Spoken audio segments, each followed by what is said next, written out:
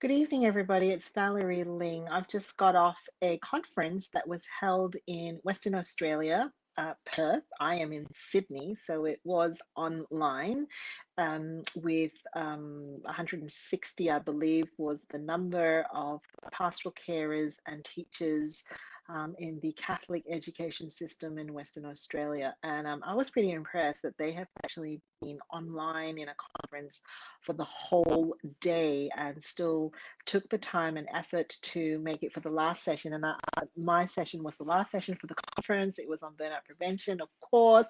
And I basically said that if I were them, the only thing I would be wanting to do at the end of a conference would be to watch some cheesy movies and have some chocolate. And that might have been the best thing to do for them at that point. Nevertheless, I went ahead with the content that I had as we were going through the material, it occurred to me that I was presenting the 6 R's of my recovery process, and there are always 2 R's that are very difficult for people in a helping profession or in a caring role to do. The first R is actually to rest. Um, big difficulty. And I distinguish rest from sleep. Yeah, sleep is just what you do. Like you're not human if you don't sleep. It's a somewhat automatic process if you've got some good sleep hygiene practices. But rest, you need to be intentional. You could go your whole day, your whole week, your whole year without intentionally resting. And rest is a challenging concept whenever I'm doing work with my clients. And it's almost like the only rest you're allowed to have is when you sleep, right? That's the only type of rest that we have. It's a myth, right? Rest is so important if we are actually going to recover and go the next mile. If you, I don't know what it's like in other countries, but in Australia, there seems to be a fad, like you got to run before you're 40 type of thing. And any of these running programs, you build up your tolerance, but there's always a couple of days of rest, right? So your muscles need it, your mind needs it as well. And the thing about resting is that you need some moments to just pause and just integrate and just breathe and just be human and connect with what's going on with you, right? Sometimes people get so busy that they skip their meals. um, Gross factor here, you may be holding yourself up from going to the toilet. And, these things are not like optional, right? These things are like necessary to just be human and existing.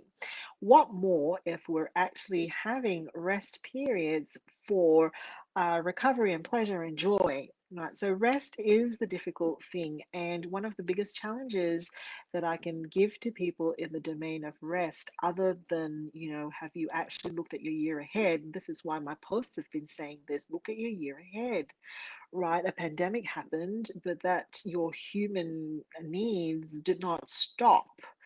When are you going to take your leave? Plan it in advance. Um, so one of the hardest things is for people to actually be intentional about in their day and in their week, in their month, in their regular routines, to actually take rest that is necessary to go the distance. The other R that is difficult is in the reconnect R. Well, actually, it's in the resource R, I would have to say, and that's the one of help seeking. So my resource acronym is SAD. It's a little sad. I can't think of a different one, but it's simplify, automate, delegate. It's the D, it's the delegate. It's really hard for those of us who care for other people to let other people care for us and to ask for help. Why is that? Because most of the time we've come from our own personal stories, whether in our past or with our families, where we've played the role of helping others or being the glue in the relationships, or looking at where the gaps are for what people need. We've been trained and programmed to read other people's needs and not ours. And so, while it is very natural for us to instinctively and intuitively offer up help to others, it is contrary to our whole sense of who we are to ask for it in return. Here's the thing though. When someone does ask you for help, right? Like someone whom you like, you admire, you respect, that you enjoy their company with, when they ask you for help, more often than not, do we not feel a sense of privilege, that feel a sense that we're being trusted with something precious? Do we not feel that? And is it not possible that that is what another person would feel and think if we were to do the same? That is often the challenge that is hard for carers or professional carers to do, and that is to intentionally think about what you need and to ask for help in small ways, let alone in big ways, right? So, in small ways, if you need a meal or you need a lift somewhere, or hey, if you're going out getting your groceries, could you please put, the pasta or whatever. Um, True story. I am dressed, you can't see this if you're listening to me on the podcast, but I am dressed in conference wear at the top, but my bottom is all active wear. That's my simplify hack. I find that if I dress somehow in some form of active wear, I will exercise. But I'm about to go out for a walk with a very good friend of mine, and this person blew my mind, and I don't think I've told her this. A couple of months ago, I was trying to juggle, life, work, cooking, and I remember saying to her, "Oh my goodness, like, is there a grocery store on the way for my walk because there's nothing in the fridge for dinner? I'm probably gonna have to take out or whatever." And this beautiful woman just said to me, "When we finish our walk, come home and I will give you 2 packets of ravioli." I'm like, say what? Yes.